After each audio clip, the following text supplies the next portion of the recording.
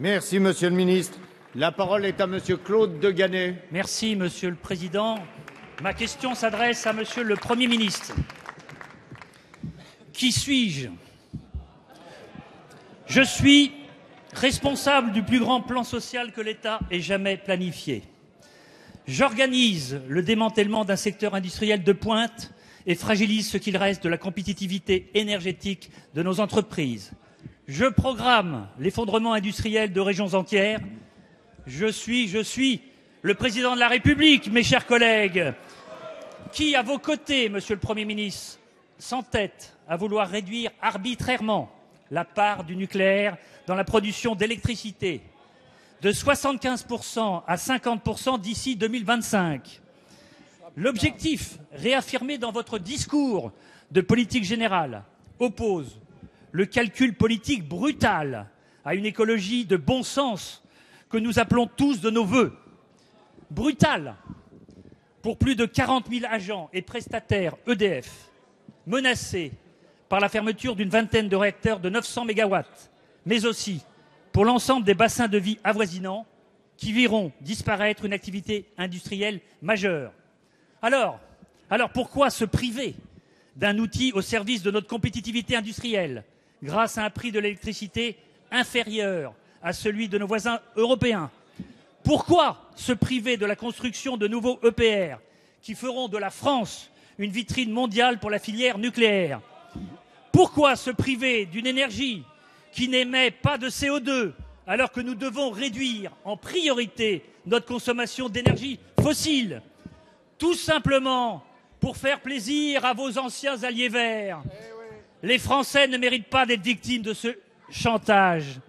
Monsieur le Premier ministre, allez-vous nous dire quels réacteurs et quelles centrales seront concernés par... La parole est à Madame Royal, ministre de l'Écologie, du Développement durable et de l'Énergie.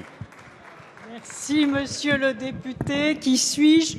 Je ne suis qu'une modeste ministre de l'Énergie. Je vais essayer de vous répondre. Je crois que le débat sur l'avenir énergétique de la France mérite peut-être autre chose que ces invectives ou que ces caricatures.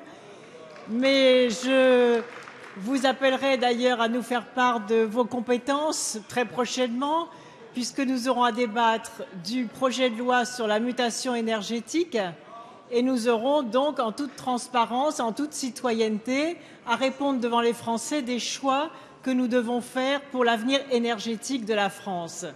Il est évident que la France doit défendre son autonomie, son indépendance énergétique, mais aussi doit répondre aux exigences environnementales qui fait que nous nous sommes engagés, sous l'impulsion du président de la République, rappelé par le Premier ministre, à faire monter en puissance les énergies renouvelables.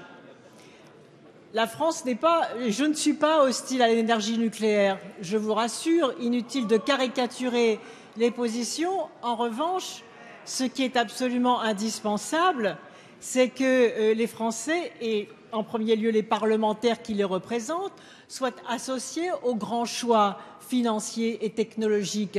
Lorsque des décisions sont prises sur Flamanville, dont aujourd'hui la facture est de plus de 8 milliards d'euros, est-ce que les parlementaires que vous êtes, est-ce que vous, monsieur le député, vous avez été associés à ces choix énergétiques? Non. Donc nous devons remettre de la clarté dans les choix énergétiques, nous devons assurer la souveraineté parlementaire dans ces choix et c'est ce que nous ferons lors du prochain débat.